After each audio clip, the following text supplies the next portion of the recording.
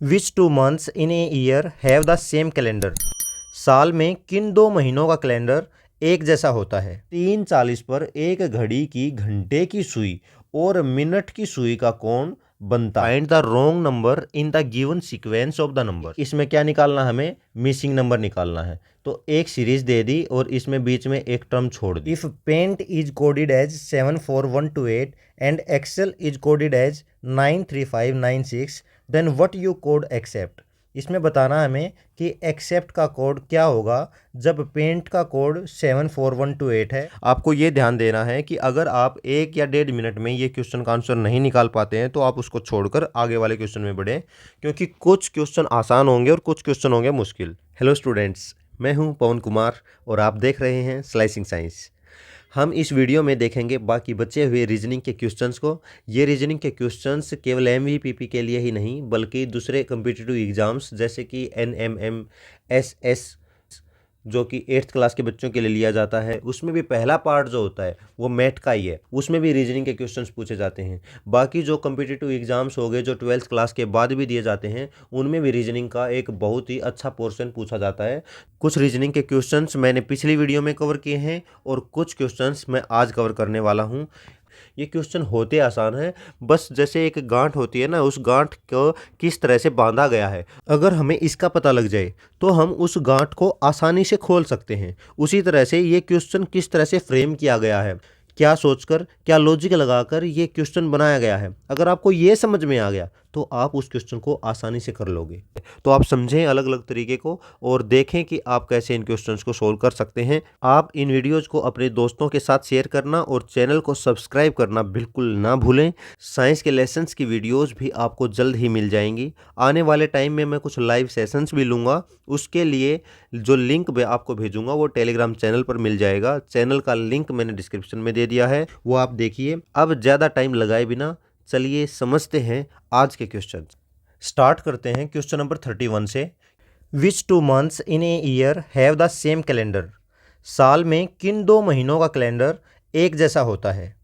अब इसमें आपको पता होना चाहिए कि सेम कैलेंडर का मीनिंग क्या होता है। इसका मतलब ये है कि अगर 1 तारीख को किसी महीने में फ्राइडे है तो किसी दूसरे महीने में भी 1 तारीख को फ्राइडे हो, 2 को सैटरडे हो, यहाँ भी 2 को सैटरडे हो। इसी तरह से पूरा मंथ में जितने भी डेज हैं वो सब सेम हो दोनों ही मंथ में। अगर हम एग्जांपल लें तो हम देखेंगे कि इसमें देखो, अगर मैं बात करूं जनवरी की तो जनवरी में 1 तारीख को क्या है, मंडे, फरवरी को क्या है, थर्सडे। तो इसका मतलब जनवरी और फरवरी हमारा आंसर नहीं होगा। जनवरी और फरवरी में क्यों नहीं होगा, क्योंकि 1 तारीख को इसमें मंडे है और इसमें थर्सडे है। चलो मैं अगर ऑप्शन से बात करूं, अक्टूबर और दिसंबर। अक्टूबर और दिसंबर को देखो एक बार, ये है अक्टूबर और ये है दिसंबर। अक्टूबर की 1 तारीख को क्या है, ये है ट्यूसडे और यहाँ 1 तारीख को क्या है, संडे। ये नहीं होगा। अब मैं बाद में बताऊंगा कि कौन से 2 महीनों में होता है। ऑप्शन 2 में देखो, अप्रैल और नवंबर। अप्रैल का महीना क्या है, ये रहा। अप्रैल की 1 तारीख को है मंडे और नवंबर की 1 तारीख को है फ्राइडे। तो आपको क्वेश्चन समझ में आ गया होगा कि ये हमें किस चीज़ को हमें एलिमिनेट करना है और किस चीज़ को हमें देखना है। सेम कैलेंडर का मतलब है कि महीने का हर दिन बराबर हो। अब मैं अगर बात करूं अप्रैल और जुलाई की, ये है अप्रैल और ये है जुलाई। इसमें मैं देखूं कि 1 तारीख को क्या है, मंडे, और जुलाई में भी क्या है, 1 तारीख को मंडे, 2 को ट्यूसडे, 2 को ट्यूसडे, 3 को वेडनेसडे, 3 को वेडनेसडे। ऐसा करके मैं देखूंगा कि पूरा ही मंथ एक जैसा होगा। तो इसमें हमारा आंसर हो जाएगा ऑप्शन नंबर 4, अप्रैल और जुलाई। इसके अलावा 2 मंथ और होते हैं जिनका सेम कैलेंडर होता है, वो होता है मार्च और नवंबर। मार्च को देखो, मार्च की 1 तारीख को फ्राइडे और नवंबर की 1 तारीख को देखो फ्राइडे। इसकी अगर किसी भी एक डेट को उठा लो, एक डेट यहाँ पर 20 उठा ली तो इसमें देखो 20 और इसकी देखो 20, यहाँ 20 को है वेडनेसडे और नवंबर में भी 20 को क्या है, वेडनेसडे। इस तरह से हमने क्या देखा कि अप्रैल और जुलाई का कैलेंडर सेम है। इसके अलावा मार्च और नवंबर का कैलेंडर सेम है। तो इस तरह से अगर कुछ और भी ऑप्शन में होता, मार्च और नवंबर भी ऑप्शन में होता, तो हम उसको भी सिलेक्ट कर लेते। अब देखते हैं अगला क्वेश्चन। अगला क्वेश्चन मैं लेता हूं क्वेश्चन नंबर 33। इस 33 में क्या पूछा गया है कि at 3:40 the hour and the minute hand of a clock forms an angle of, मतलब 3:40 पर एक घड़ी की घंटे की सुई और मिनट की सुई का कोण बनता है। इनके बीच में क्या कोण बनाती हैं ये दोनों सुइयां, ये निकालना है। इसको मैं पहले भी एक बार बता चुका हूं। हमें सबसे पहले ये देखना होता है कि अगर मान लो मैं यहाँ 3:40 का निकाल रहा हूँ, मतलब 3 घंटे और 40 मिनट, तो यहाँ पर हमें पता होना चाहिए कि 1 घंटे में जो घंटे वाली सुई है वो कितना चलेगी, 1 मिनट में वो मिनट वाली सुई कितना चलेगी। इस तरह से हम देखेंगे कि अगर मुझे 1 घंटे का पता लग गया और 3 घंटे में निकालना है तो हम इसको गुणा 3 से कर देंगे। मिनट की सुई के लिए हम 1 मिनट का पता लग गया तो हम उसको 40 से गुणा कर देंगे। इसमें हमें एक चीज़ और ऐड करनी पड़ेगी। क्या ऐड करनी पड़ेगी?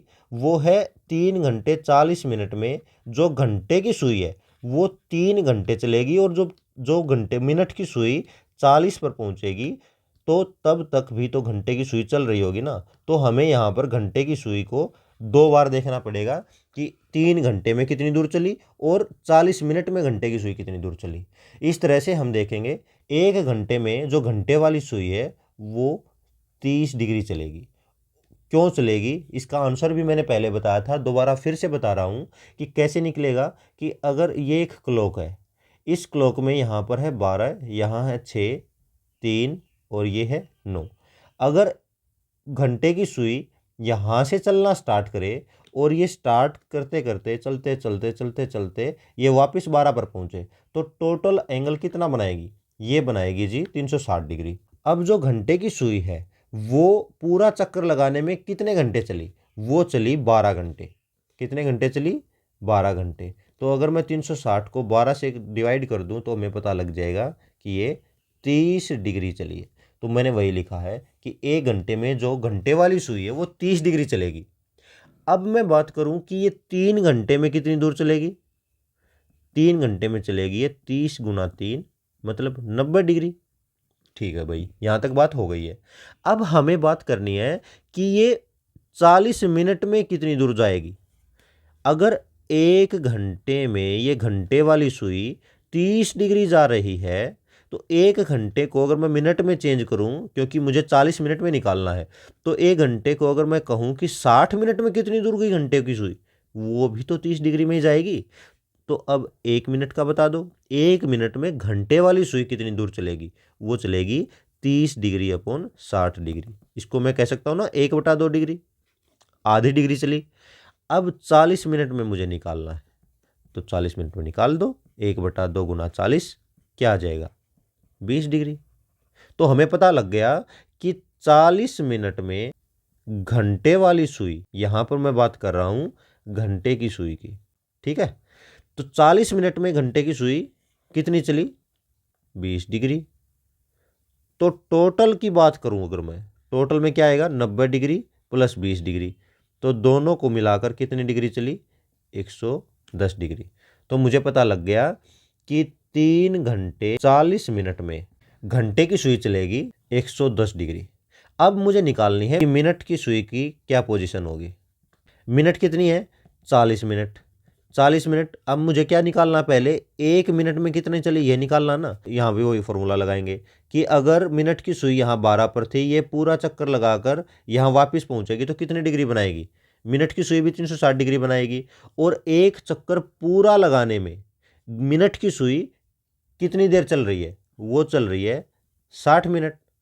तो इसका मतलब क्या हो गया कि 60 मिनट में कितने डिग्री कोण बनाया इसने? 360 डिग्री। तो 1 मिनट में कितना बनाएगी? 360 अपॉन 60। 1 मिनट में जो मिनट वाली सुई है वो चलेगी 6 डिग्री। तो 40 मिनट में निकाल लो, 40 गुना 6 240 डिग्री। अब मैं समझा रहा हूँ इसलिए आपको टाइम लगेगा, नहीं तो आपको तुरंत पता होना चाहिए कि 1 घंटे में आप लगाओगे जल्दी से कि 1 घंटे में 30 डिग्री, तो 40 मिनट में कितना निकाल दोगे जल्दी से? 20 डिग्री। दोनों को जोड़ दो, 30 गुना 3, 3 घंटे में निकालना है ना, तो ये हो जाएगा 90 डिग्री। 40 मिनट में कितना हो गया? 20 डिग्री। दोनों को जोड़ दो, कितना आ जाएगा? 110 डिग्री। ऐसे ही आपको याद होगा कि 1 मिनट में 6 डिग्री चलती है, तो 40 मिनट में कितनी डिग्री चल गई?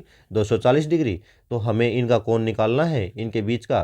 तो जो घंटे की सुई है वो चलिए 110 डिग्री, मिनट की सुई है वो चलिए 240 डिग्री, माइनस कर दो, ये आंसर आ जाएगा 130 डिग्री। क्वेश्चन नंबर 34 में क्या पूछा गया है, इसमें बोला गया है कि find the wrong number in the given sequence of the numbers. ये एक सीक्वेंस दे रखी है, इसमें आपको एक गलत संख्या ज्ञात करनी है। मतलब कि जैसे ये दे रखा है 56, 72, 90, 110, 132 और दे रखा है 150। ये एक सीक्वेंस दे रखी है, इसमें कोई एक नंबर गलत है। अब हम इसमें कोई पैटर्न देखें तो इसमें हम देखेंगे कि अगर मैं 72 को 56 से घटाऊं तो कितना आएगा, माइनस करो। 72 को 56 में कितना आ गया, 16 आ गया। अब मैं इसको 90 को 72 से घटाऊं तो मतलब मैंने क्या किया है, दूसरी टर्म को पहली टर्म से, तीसरी को दूसरी से, अब मैं ऐसे ही घटा रहा हूं। अगर इसमें कोई पैटर्न मिलता है तो मैं इसको फॉलो करूंगा आगे। 10 में से 2 गया 8, यहाँ पर क्या आ गया, 8 में 7 गया 1, इसमें बचे हैं 16, इसमें बचे हैं 18। अब 110 में से 90 घटाए तो इसमें मुझे क्या मिलेगा, इसमें सीधा मुझे मिल जाएगा 20। 132 में से 110 घटाओ, इसमें मुझे क्या मिलेगा, इसमें मिल जाएगा मुझे 22। अब इसका मतलब एक पैटर्न दिख रहा है मुझे, क्या दिख रहा है कि यहाँ पर 16 का डिफरेंस है, यहाँ 18 का डिफरेंस है, यहाँ 20 का डिफरेंस है, इसमें 22 का डिफरेंस है। मतलब मैंने क्या किया कि 56 में 16 जोड़ दिया, 72 में 18 जोड़ दिया, 90 में मैंने 20 जोड़ दिया और 110 में मैंने 22 जोड़ दिया। इसका मतलब 132 में मुझे क्या जोड़ना चाहिए, अब आगे 24 जोड़ना चाहिए, जबकि यहाँ क्या है, यहाँ तो केवल 18 जुड़ा है। इसका मतलब 150 ही हमारी वो संख्या है जो कि रॉन्ग है, और इसका आंसर क्या हो जाएगा, इस तरह से ऑप्शन नंबर 4। देखिए इस तरह की जो सीरीज़ है उसमें कई बार पूछ लेता है कि मिसिंग टर्म बताओ, या फिर पूछ लेता है कि इसके आगे वाली टर्म बताओ। अब इसमें इन्होंने क्या पूछ लिया कि इसमें कोई एक संख्या ऐसी है जो इस पैटर्न को खराब कर रही है, उस गलत संख्या को बताओ। तो इस तरह के क्वेश्चन आप ध्यान से करेंगे। जैसे कि ये क्वेश्चन नंबर 39 में दिया गया है कि इसमें क्या निकालना, हमें मिसिंग नंबर निकालना है। तो एक सीरीज दे दी और इसमें बीच में एक टर्म छोड़ दी। इस क्वेश्चन में पूछा गया है कि एक टर्म है 5, 7, 21, 55 और यहाँ पर कोई टर्म मिसिंग है और इसके आगे है 215। अब देखिए जो ये मिसिंग टर्म वाले हैं, सीरीज वाले क्वेश्चंस होते हैं, इसमें कोई भी पैटर्न लग सकता है। इसमें कोई एक स्पेसिफिक कोई आइडिया नहीं दे सकते या फिर कोई मेथड नहीं होता कि आपको एक बार रट लो और उसी को आप अप्लाई कर दोगे तो आप इसका आंसर निकाल लोगे। इसमें आपको अपनी ब्रेन स्ट्रॉमिंग करनी पड़ेगी, अपने दिमाग को लगाना पड़ेगा, हमें सोचना पड़ेगा अलग अलग डिफरेंट मेथड लगाकर, डिफरेंट पैटर्न लगाकर कि इसमें क्या बोल रखा होगा। घटाया है, जोड़ा है, गुना की है, स्क्वेयर किया है, क्यूब किया है, क्यूब रूट किया है, स्क्वेयर रूट किया है, या कोई और पैटर्न इन्होंने लगाया है। कई बार क्या होता है कि पहली टर्म में और तीसरी टर्म में और पांचवी टर्म में कोई पैटर्न लगा होगा, साथ में मतलब दूसरी टर्म में, चौथी टर्म में और छठी टर्म में कोई पैटर्न लगा होगा, ऐसे भी पूछ लेते हैं। तो किसी भी पैटर्न का इसमें यूज किया जा सकता है। तो हमें अपने दिमाग को अच्छे से लगा के ब्रेन स्ट्रोमिंग करके इस आंसर को निकालना होता है कि क्या हम इन चारों ऑप्शन में से कौन सी ऐसी संख्या इसमें लिखें कि हमारी ये जो टर्म है ये कंप्लीट हो जाए, ये सीक्वेंस कंप्लीट हो जाए। तो यहाँ पर कौन सा पैटर्न लगेगा, आप उसको निकालने के लिए थोड़ा सा वीडियो को पॉज करें और कोशिश करें कि आप इसके पैटर्न को ढूंढ पाए या नहीं पाए। ये थोड़ा सा ट्रिकी है क्वेश्चन, इसमें थोड़ा सा अलग पैटर्न लगने वाला है, लेकिन आप फिर भी एक बार वीडियो को पॉज करके कोशिश करें और फिर वापस से इस वीडियो पर आएँ। चलिए अब करके देखते हैं कि इसका आंसर कैसे निकलेगा। 5, 7, 21, 55 मिसिंग नंबर है और यहाँ है 215। एक ही पैटर्न लगना चाहिए हर एक दो टर्म के बीच में, उसी पैटर्न को हम कंटिन्यू करेंगे और तब ही हमें निकालना पड़ेगा। अगर कहीं पर हमारा पैटर्न ब्रेक होता है, हम सीक्वेंस को कंटिन्यू नहीं कर पाते हैं, तो वो पैटर्न हमारा उसमें सीक्वेंस में नहीं लग रहा है। ध्यान से देखेंगे इसमें क्या आएगा ना, तो इसमें हमें कोई स्क्वायर दिख रहा है कि किसी चीज़ का स्क्वायर है। अगर मैं इसको जोड़ने की बात करूँ तो 5 में 2 जोड़ो 7, 7 में अगर मैं 2 जोड़ूंगा तो 9, ये भी नहीं बन रहा है। यहाँ पर हम देख रहे हैं कि 5 में 2 जुड़ रहा है और 7 को 3 से गुणा कर रहे हैं। तो अगर मैं यहाँ पर जमा 2 करूँ, यहाँ गुणा 3 करूँ, अगर यहाँ जमा में 4 करूँ तो भी हमारा आंसर नहीं बन रहा है। तो ये पैटर्न भी इसमें नहीं लगेगा। तो इसमें कौन सा पैटर्न लगने वाला है, इसमें देखिए, इसमें इसको माइनस करो, डिफरेंस देखो, 7 और 5 के बीच का डिफरेंस क्या आएगा, ये आएगा 2। 21 और 7 के बीच का डिफरेंस कितना है, 21 में से 7 घटाओ कितना आ गया, 14। 55 और 21 में से घटाओ कितना आ गया, ये बन जाएगा 34। यहाँ मुझे पता ही नहीं है यहाँ क्या आएगा, और यहाँ भी मुझे, अब जब मुझे इसका पता लगेगा तभी इन दोनों के बीच का डिफरेंस पता लगेगा। तो अब मैं हमारे पास में एक्चुअल में देखा जाए तो अभी बस ये यहाँ तक की टर्म है जिसमें हम कोई पैटर्न खोज सकते हैं। अब यहाँ भी देखो, अगर 2 है, 14 है, 24 34 है, तो इनका डिफरेंस भी सेम नहीं है कि 14 से और 2 के बीच का डिफरेंस कितना है 12, 34 से 14 के बीच का डिफरेंस कितना है 20। तो सेम नहीं है कि इसमें अगर 12 जोड़ दो, इसमें भी 12 जोड़ दो, अगले में भी 12 जोड़ दो, तो इस तरह से हम निकल जाए, ऐसा भी नहीं है। लेकिन हमने एक चीज़ देखी कि यहाँ इसके और इसके बीच का डिफरेंस है 12 और इसके और इसके बीच का डिफरेंस कितना है 20। मतलब क्या है कि अगर मैं 12 में 8 जोड़ूं तो कितना आ जाएगा 20। मैं एक बार कोशिश करके देखता हूं कि इसमें मैं 8 जोड़ के देखता हूं कि 20 में अगर मैं 28 जोड़ूं। अब ये 20 किस में से जोड़ा था 34 में, जब हमने 20 जोड़ा तो कितना आया 34। अगर मैं इस 34 में आगे 8 जोड़ के मतलब 28 जोड़ के 20 में अगर आगे 8 जोड़ा तो कितना बन गया 28। तो 34 में जब मैंने 8 जोड़ा तो क्या आएगा 62। इसका मतलब क्या है, यहाँ हमने 21 में 34 जोड़ा था, क्या आया था 55। अब मैं अगर 55 में 62 जोड़ दूं तो हमें यहाँ पता लग जाएगा कि कुछ है। अब वही डिफरेंस यहाँ हम अप्लाई करेंगे, अगर ये पैटर्न ठीक होता होगा तो हमारा ये 215 आएगा। अब मैं क्या करना है 55 में जोड़ना है 62, तो 55 में जोड़ दो 62, कितना आ गया ये आ गया 117। तो मैं अगर यहाँ पर 117 लिख दूँ तो 117 और 215 के बीच का डिफरेंस कितना आएगा। मैं 117 और 15 के बीच का डिफरेंस 215 में से 117 निकालो तो यहाँ बन जाएगा ये 98। अब यहाँ पर है 98, तो इनके बीच के अगर मैं डिफरेंस के आगे बढ़ाऊँ, क्योंकि 12 से 20 का डिफरेंस कितना था 8 जोड़ा था ना, 20 में क्या जोड़ा था 8 जोड़ा था, 55 में 62 जोड़ा, कितना आ गया 117। अब यहाँ पर आप इस पैटर्न को भूले ना कि यहाँ था 12, फिर था 20 ये वाला, फिर था 28 और 28 के बाद में जब मैं 8 जोड़ूंगा तो कितना आना चाहिए 36। तो इसका मतलब इन दोनों के बीच का जो डिफरेंस है वो 36 होना चाहिए।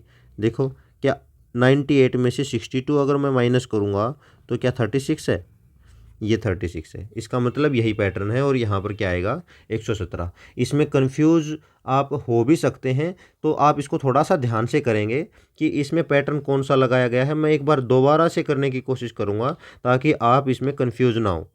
इसमें क्या है 5 से 7 के बीच में 2 का डिफरेंस है, 7 से 21 के बीच में 14 का डिफरेंस है, 21 से 55 के बीच में 34 का डिफरेंस है।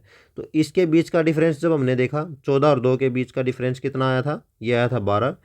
14 और 34 के बीच का डिफरेंस आ गया था 20। तो हमने बस एक गैस करके हम चले कि क्या मैं अगर मैं यहाँ पर 34 में 28 जोड़ दूँ तो यहाँ कितना आ जाएगा, ये आ जाएगा 62। तो 55 में अगर मैं 62 जोड़ दूँ तो यहाँ क्या आ जाएगा 117।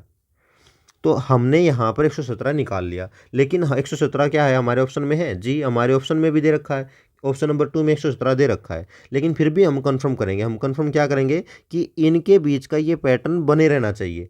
अब 117 और 215 के बीच का डिफरेंस कितना है, ये आया 98। अब 62 और 98 का बीच का डिफरेंस, इन दोनों के बीच का डिफरेंस चलना चाहिए। यहाँ 8 जोड़ा है, यहाँ 8 जोड़ा, तो इसमें 8 जोड़ेंगे तो 36 आना चाहिए ना। तो 98 में से 62 घटाएंगे तो कितना आ गया 36। इसका मतलब ये जो पैटर्न है ये बिल्कुल सब जगह फॉलो कर रहा है और हमारा ऑप्शन 2 बिल्कुल ठीक है। ऐसे ही मिसिंग टर्म वाले कई सारे क्वेश्चन इस पेपर में पूछे गए हैं और ये टॉपिक ऐसा है जो कि हर पेपर में पूछा ही जाता है। आपके इस आने वाले एग्जाम में भी ऐसे ही मिसिंग टर्म वाले क्वेश्चन पूछे जाएंगे कि बताओ कि इस सीक्वेंस में मिसिंग नंबर कौन सा है। और ज़रूरी नहीं है कि आप सब क्वेश्चंस को आसानी से सोल्व कर लें, तो ज़्यादा समय नहीं लगाना है। आपको ये ध्यान देना है कि अगर आप 1 या 1.5 मिनट में ये क्वेश्चन का आंसर नहीं निकाल पाते हैं तो आप उसको छोड़कर आगे वाले क्वेश्चन में बढ़ें, क्योंकि कुछ क्वेश्चन आसान होंगे और कुछ क्वेश्चन होंगे मुश्किल। अगर आप मुश्किल क्वेश्चन के बीच में फंस जाते हैं तो आप ज़्यादा समय लगाएंगे और ज़्यादा समय लगाएंगे तो आपका पेपर रह जाएगा। इससे क्या होगा कि जो आसान क्वेश्चन होंगे वो छूट जाएंगे। तो आपको ये ध्यान रखना है कि आसान क्वेश्चन छूटने ना पाए। आपको ये देखना है कि कौन से क्वेश्चन आसान है जो जल्दी से हो जाएंगे, ताकि आपके ज़्यादा क्वेश्चन ठीक हो जाएं। क्योंकि ये एक कॉम्पिटिटिव एग्जाम है, कुछ बच्चे आते हुए भी क्वेश्चन पेपर छोड़ कर आएंगे और कुछ बच्चे ऐसे होंगे जिनको कम पेपर आता होगा लेकिन उन्होंने सारे आसान क्वेश्चन को छांट लिया और उनको ठीक करके आए वो। तो आपको ऐसे ही क्वेश्चन छांटने हैं। ये क्वेश्चन अगर आपको थोड़ा सा भी ट्रिकी लगे, आपको लगे कि 1 या 2 मिनट में ये आप नहीं कर पा रहे हैं तो इसको आप स्किप करें और आगे बढ़ें, क्योंकि इसमें कोई नेगेटिव मार्किंग नहीं है। मतलब गलत क्वेश्चन अगर आप करते हो कोई, तो उसमें आपके कोई नंबर नहीं कटेंगे। तो आप इसमें कुछ ना कुछ ऑप्शन को चूज करके, गैस करके टिक ज़रूर लगाएं और फिर आगे बढ़ें। अब अगला क्वेश्चन हम देखते हैं, सिमिलर पैटर्न को देखने की कोशिश करते हैं कि कितने क्वेश्चन ऐसे हैं जो सिमिलर पैटर्न या फिर सिमिलर सीक्वेंस पर आए हुए हैं, जिनमें हमें मिसिंग टर्म निकालने हैं। अगला क्वेश्चन देखो, क्वेश्चन नंबर 41, इसमें भी हमें मिसिंग टर्म निकालना है। 42, इसमें भी हमें मिसिंग टर्म निकालना है।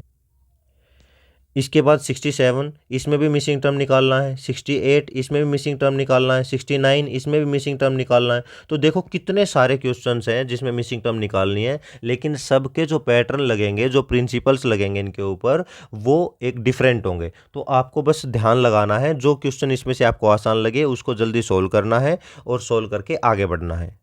एक बार करने की कोशिश करते हैं एक एक करके, ताकि आपको पता लगे कि अलग अलग पैटर्न कैसे कैसे लगा सकते हैं हम। तो क्वेश्चन नंबर 41 देख लेते हैं। क्वेश्चन नंबर 41 में क्या बोल रखा है? ये बोल रखा है कि 12 है, दोबारा से फिर से 12 है, फिर 18 है, फिर 45 है, फिर 180 है इस वाले क्वेश्चन में।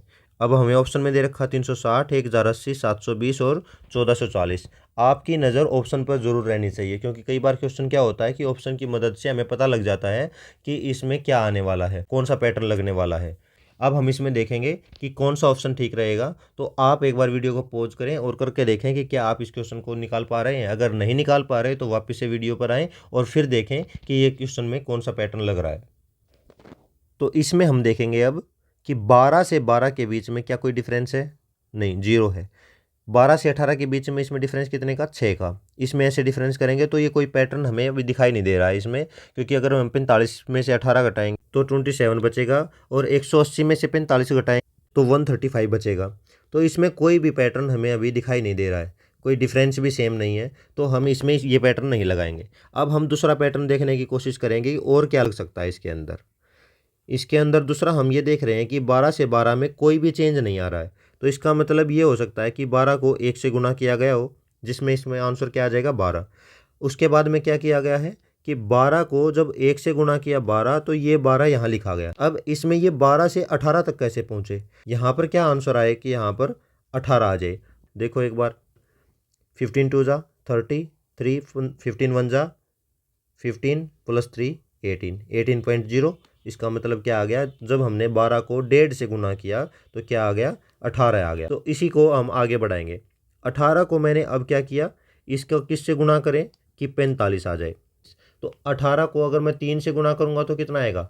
54, और 2 से गुना करूँगा तो कितना आएगा? 36। इसका मतलब अगर मैं 2 और 3 के बीच की बात करूँ तो 2.5 से गुना करके देखूँ तो क्या बनेगा? हम देखेंगे कि ये 45 ही आ गया। 45 में किससे गुना करूं कि 180 आ जाए। तो हम अभी आगे बढ़ने से पहले इन्हीं 3 में कोई पैटर्न खोजने की कोशिश करते हैं, ताकि हमें इस बड़ी संख्या को भी निकालने में आसानी हो। अब हम देख रहे हैं कि 1 से 1.5 तक जाने में कितने का अंतर आया? इसमें आया 0.5 का। 1.5 से 2.5 तक जाने में कितने का अंतर आया? 1 का। तो ऐसा हो सकता है ना कि ये 0.5 से आगे बढ़ने लग रहा हो, तो आगे वाले में क्या अंतर आएगा? ये क्या आ सकता है इसमें? 1.5 का अंतर। जब 1.5 में 0.5 जोड़े तो क्या आएगा? 2 आएगा।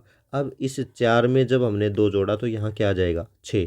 तो 180 को 6 से गुना करो तो यहाँ आ जाएगा 1080, और यही हमारे ऑप्शन में दिया गया, ऑप्शन नंबर 3 में, और 1080 इसका आंसर हो जाएगा। अगला क्वेश्चन है 42। इसमें दिया गया है 3 7 23 95, और यहाँ हमें निकालना है। अब देखो इसमें कौन सा पैटर्न लगा गया है। मैंने यहाँ पर क्या देखा कि यहाँ पर 7 दे रखा है। 7 का मतलब कि इस 3 को अगर मैं 2 से गुना करूं और इसमें 1 जोड़ूं तो 7 बनेगा। अगर मैं इसकी 3 की बात करूं तो 3 में अगर मैं 1 से गुना करूं और इसमें 0 जोड़ूं तो क्या बनेगा? 3।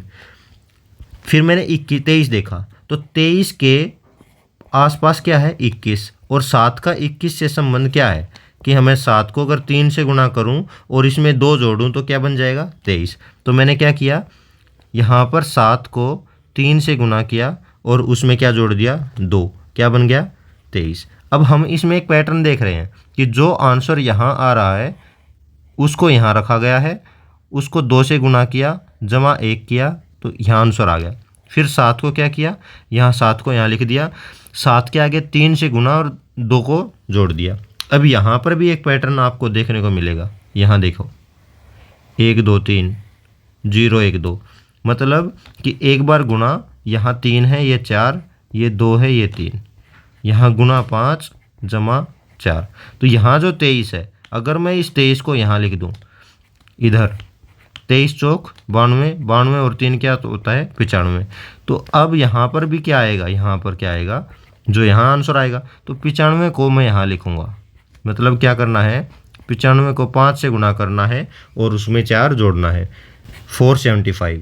इसमें आ जाएगा 4 जोड़ो, 4 जोड़ोगे तो क्या आ गया 479। तो हमारा जो ऑप्शन नंबर 4 है 479, ये इसका आंसर है। इसके बाद देखते हैं क्वेश्चन नंबर 67 में कह रखा है कि मिसिंग टर्म बताओ। तो इसमें क्या दे रखा है, इसमें बोल रखा है 5040, 840, 168, 42 और 14। इन्हीं को मैं यहाँ लिख रहा हूँ। ऑप्शन में क्या है 1 4 2 और 7। हम एक पैटर्न देख रहे हैं कि इसमें ये घटते जा रहे हैं, तो कितना घटाएं कि हम लास्ट में ऑप्शन तक पहुँच जाएं। इसमें हमें यहाँ से शुरू करेंगे और ऊपर चढ़ने की कोशिश करेंगे। अब आप देखें यहाँ पर 14, अगर मैं 14 को 3 से गुना करूँ तो यहाँ पर हमें पता लग रहा है कि 14 3 42 होता है। तो इस टर्म से, इन टर्म से, इन दो टर्म से 42 और 14 से हमें कुछ पता लगा कि अगर मैं गुना 3 से करूँ तो हमारा आंसर कुछ ना कुछ पहुँच रहा है। अब हमें देखना पड़ेगा कि इन ऑप्शन में मैं क्या, कौन से ऑप्शन को चूज करूँ कि मैं इस पैटर्न में पहुँच जाऊँ। अब देखो इसके आगे, अगर मैं यहाँ पर 7 ले लेता हूँ, ध्यान से देखेंगे ऑप्शन नंबर 3 है 7। अगर मैं यहाँ पर 7 ले लेता हूँ तो 7 को जब मैं 2 से गुना करूँगा तो क्या आएगा 14, 14 को मैं 3 से गुना करूँगा तो क्या आएगा 42, 42 को मैं 4 से गुना करूँगा तो क्या आएगा 168। देखो ये 168 ही है। उसके बाद में मैं अगर बात करूँ 168 को 5 से गुना करूँगा तो कितना आएगा, ये 840 आएगा। 840 को अगर मैं देखो 2 3 4 5 6 से गुना करना है, तो 6 से गुना करूँगा तो कितना आएगा, ये आ जाएगा 5040।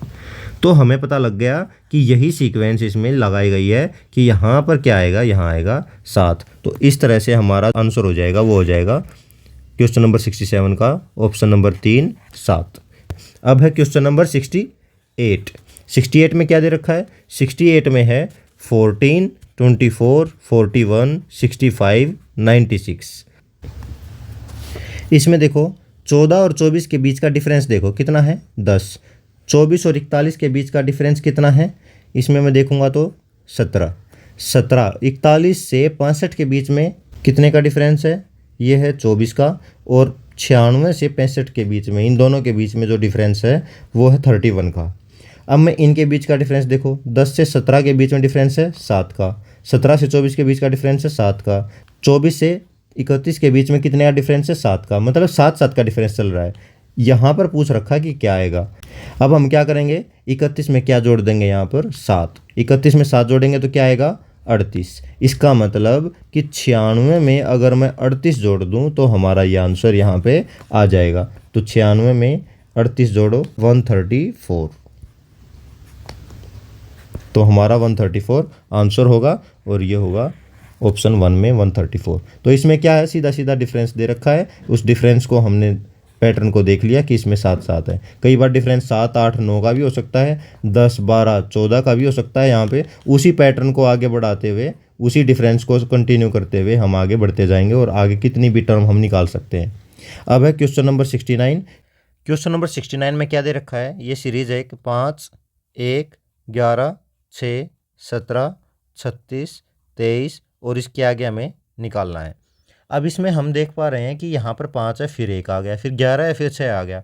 तो जब ऐसे साफ साफ पता लगे ना कि कुछ ऊपर नीचे हो रहा है, तो आप ये देखें कि या तो देखो, या तो उस जैसे 67 में था कि घटता चला गया, जो 68 में था ये बढ़ता चला गया, और 69 में क्या है, एक बार बड़ा है फिर छोटा है, फिर बड़ा है फिर छोटा है, ये फिर तीसरे नंबर की, फिर 5वें नंबर की, ये एक सीरीज बन रही होगी।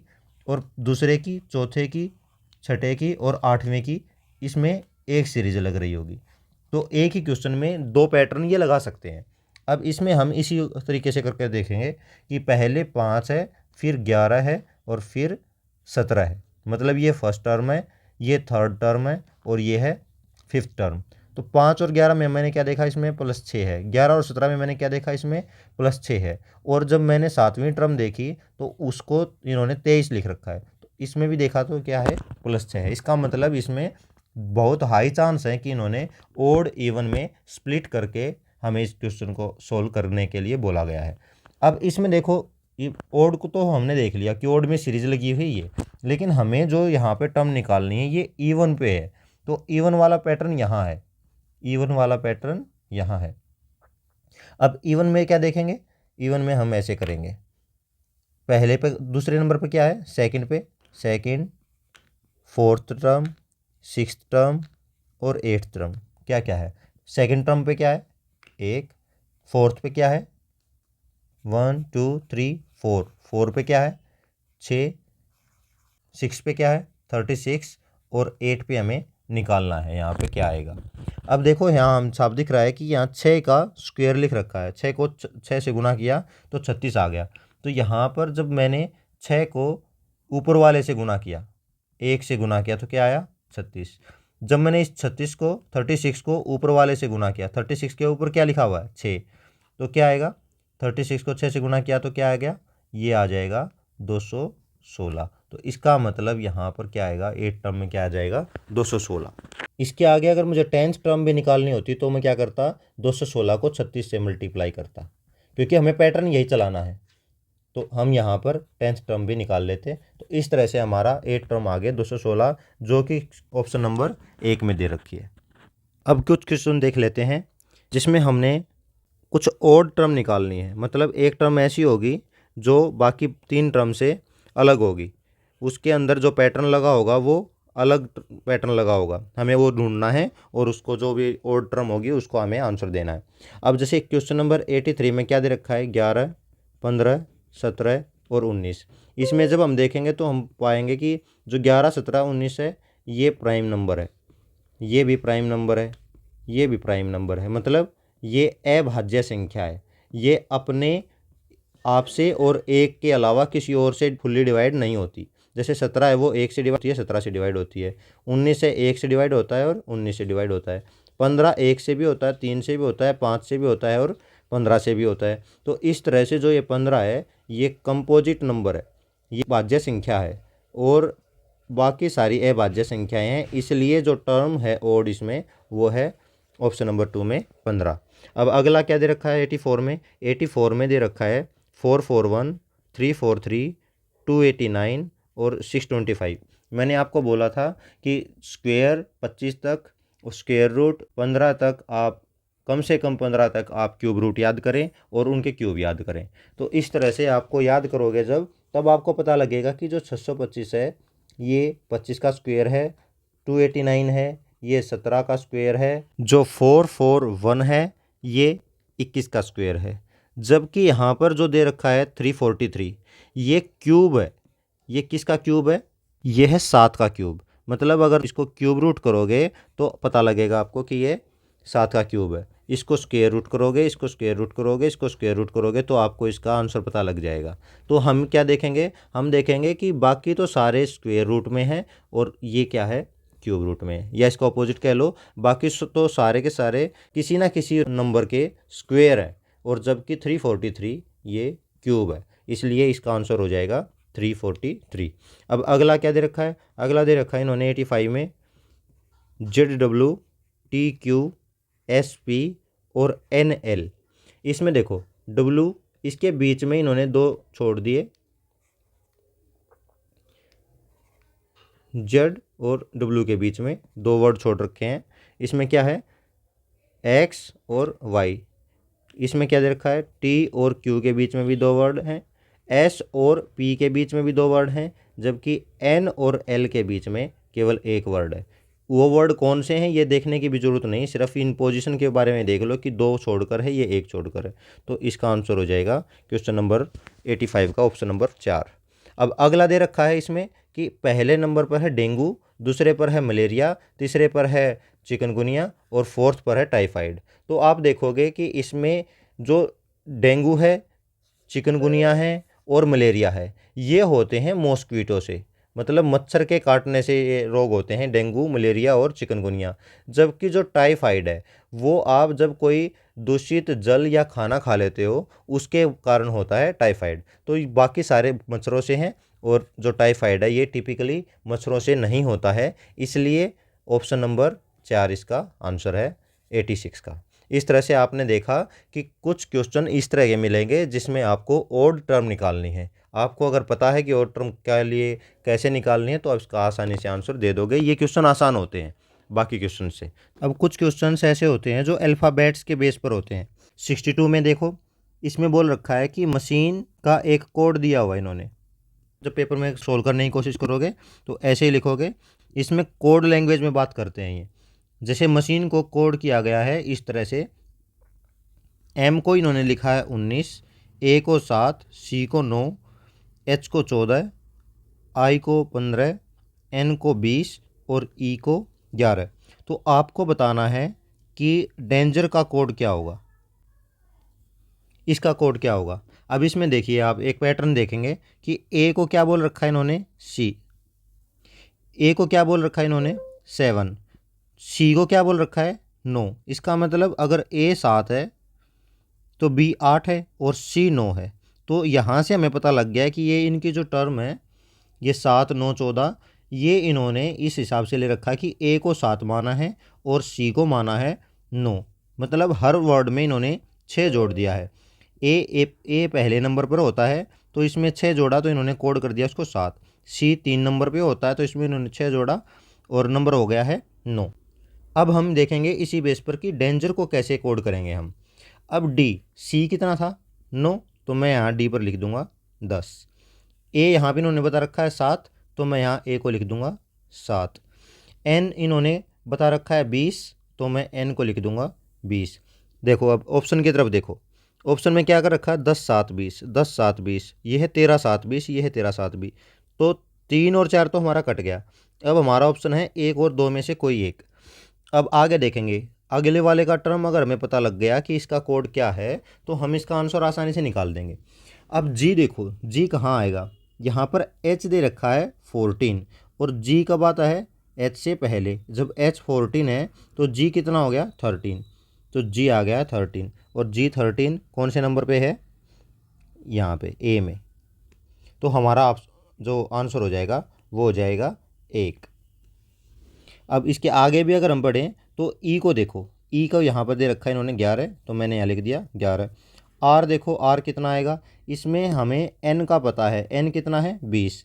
अब N O P Q R, N दे रखा है 20, एन को 20 दे रखा है तो ये 21, ये 22, ये 23 और ये 24। तो आर कितना आ गया 24। तो ये कोड है और ये कोड है पहले ऑप्शन में। अब है क्वेश्चन नंबर 64, देखो एक बार। क्वेश्चन नंबर 64 में क्या कर रखा है कि पेंट है, पेंट को इन्होंने कोड दे रखा है 7, 4, 1, 2, 8। कई जगह तो ऐसा मिलेगा आपको कि जो अल्फ़ाबेट दिया होगा ना उसका पोजीशन दे रखी होगी। जैसे पिछले वाले में इनकी पोजीशन के हिसाब से उसमें 6 जोड़ दिया।